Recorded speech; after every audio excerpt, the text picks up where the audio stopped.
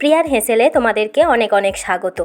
আজকে আমি তোমাদের সঙ্গে একটা রেসিপি শেয়ার করব, সেটা হচ্ছে যে নিরামিষ ভেন্ডির রেসিপি। এটা নিরামিষ হলেও কি হবে না, খেতে কিন্তু দুর্দান্ত হয়েছিল, এবং যারা ভেন্ডি খেতে পছন্দ করে না তাদেরকেও যদি এইভাবে রান্না করে খাওয়ানো যায় তারাও কিন্তু আঙুল চেটে খাবে। চলো শুরু করা যাক। এর জন্য প্রথমেই যেটা করতে হবে, বাটিতে আমরা কিছুটা পরিমাণ জল নিয়ে নেব। এর মধ্যে আমি প্রথমে যেটা দিচ্ছি সেটা হচ্ছে চালমগজ। তোমাদের কাছে যদি থাকে তোমরা দিতে পারো, যদি না থাকে তাহলে তোমরা এটা স্কিপ করতে পারো। আর দিয়ে দেবো কিছু কাঁচা বাদাম, তোমরা চাইলে এখানে কাজু বাদামও ব্যবহার করতে পারো। আর দিয়ে দেবো কিছুটা পরিমাণ সর্ষে, আর কিছু কাঁচা পাকা কাঁচা লঙ্কা, আর দিয়ে দেবো পোস্ত। এগুলো সবগুলোকে আমরা আধা ঘন্টার মতো ভিজিয়ে রাখবো, যাতে এগুলোকে ভালোভাবে পেস্ট করা যায়। অন্যদিকে আমরা যেটা করব, আমরা কিছু ভেন্ডি কেটে নেব, সামনের দিকে এবং পিছনের দিকে কিছুটা করে কেটে নেব, এবং ভেন্ডিগুলোকে আমি গোটা গোটা রাখারই চেষ্টা করেছি। যেগুলো বড় ভেন্ডি ছিল সেগুলোকে মাঝখান দিয়ে কেটে দিয়েছি। এরপর ভেন্ডিগুলোকে ভালোভাবে পরিষ্কার করে ধুয়ে নিতে হবে। তারপর এর মধ্যে দিয়ে দিতে হবে কিছুটা পরিমাণ হলুদ গুঁড়ো, কিছুটা লঙ্কার গুঁড়ো, লবণ, আর কিছুটা পরিমাণ বেসন। এরপর ভালোভাবে ভেন্ডির সঙ্গে এগুলো সবগুলোকে ভালোভাবে হাতের সাহায্যে মাখিয়ে নিতে হবে, যাতে মশলাগুলো এবং বেসনটা ভালোভাবে ভেন্ডির সঙ্গে মাখানো হয় সেটা দেখতে হবে।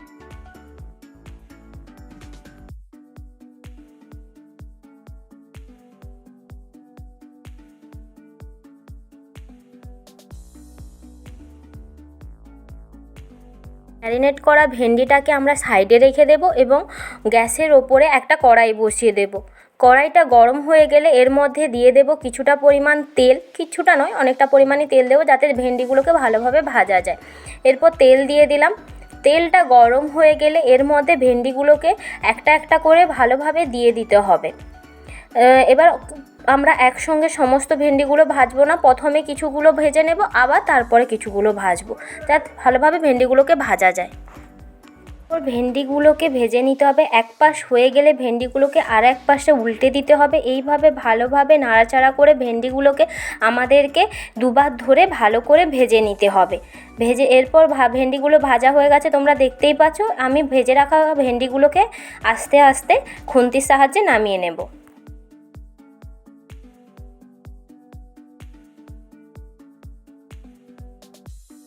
ওই একই কড়াইতে আমরা অনেকটা পরিমাণ তেল দিয়েছিলাম ভেন্ডিটা ভাজার জন্য। ভেন্ডিগুলো ভাজা হয়ে গেছে। এরপর আমি ওই কড়াই থেকে কিছুটা তেল কমিয়ে নেব, দিয়ে ওই সেম কড়াইতেই অল্প তেলে আমি কিছুটা পরিমাণ দিয়ে দেব পাঁচফোড়ন।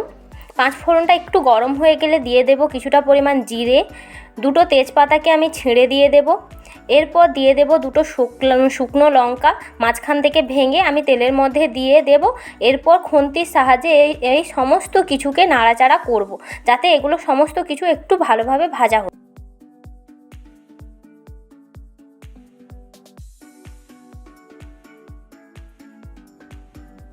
পাঁচফোড়ন, জিরে, গোটা লঙ্কাগুলো ভাজা হয়ে গেলে এর মধ্যে আগে থেকে যে মশলাগুলো আমি ভিজিয়ে রেখেছিলাম ওগুলোকে পেস্ট করে নিয়েছি, ওই পেস্ট করা মশলাটা দিয়ে দেব।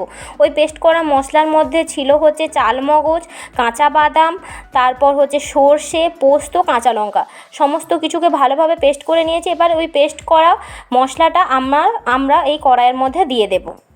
পরে বেটে রাখা মশলাটা দেওয়ার পর আমরা খুন্তির সাহায্যে ভালো করে নাড়াচাড়া করিয়ে নেব।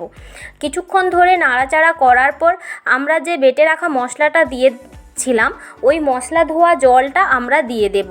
এই সময় আমাদের অবশ্যই গ্যাসের ফ্লেমটা হচ্ছে লো রাখতে হবে, যাতে মশলাগুলো নিচে লেগে না যায় তার জন্য। এরপর আবার ভালো করে নাড়াচাড়া করে নেব।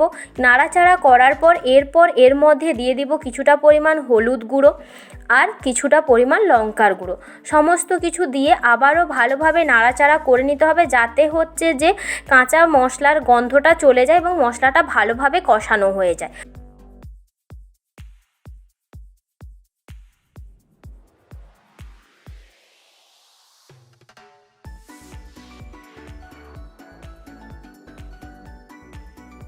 সব মশলাগুলো একটু কষানো হয়ে গেলে এর মধ্যে আবার দিয়ে দেব কিছুটা পরিমাণ জিরে গুঁড়ো। জিরে গুঁড়ো দেওয়ার পর আবারও খুন্তির সাহায্যে ভালোভাবে নাড়াচাড়া করে মশলাগুলোকে ভালো করে কষিয়ে নিতে হবে।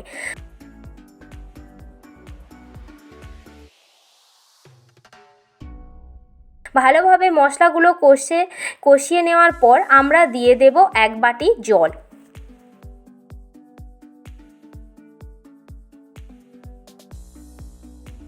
এইভাবেই কিছুক্ষণ রেখে দেব। যখন দেখব এটা ফুটতে শুরু করেছে তখন আমরা খুন্তির সাহায্যে আবারও নাড়াচাড়া করে নেব, যাতে হচ্ছে মশলাগুলো নিচে লেগে না যায় তার জন্য।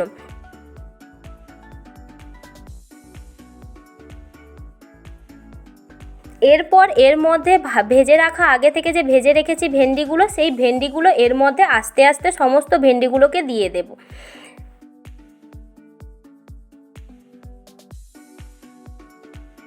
দিয়ে দেওয়ার পর এরপর এটাকে ভালোভাবে নাড়াচাড়া করে রেখে দিতে হবে, যাতে হচ্ছে যে গ্রেভিটা শুকনো শুকনো হয় তার জন্য। এই পাচ্ছ আমার গ্রেভিটা গাঢ় হয়ে এসেছে। এরপর আমি কি করব না, ওপর থেকে কিছুটা পরিমাণ চিনি দিয়ে আবারও ভালো করে নাড়াচাড়া করে আমি ভাতের সঙ্গে সার্ভ করব। তোমরা চাইলে এর ওপর দিয়ে অল্প পরিমাণে ঘি দিয়ে তারপরও এটাকে নামাতে পারো, আমি দিচ্ছি না। আমি শুধুমাত্র চিনি দিয়ে এটাকে নাড়াচাড়া করে নামিয়ে নিয়ে ভাতের সঙ্গে সরাসরি সার্ভ করব। তরকারিটা কিন্তু খুবই ভালো হয়েছিল, আমার বাড়ির সবাই খেয়ে বলেছিল যে খুব ভালো লেগেছে।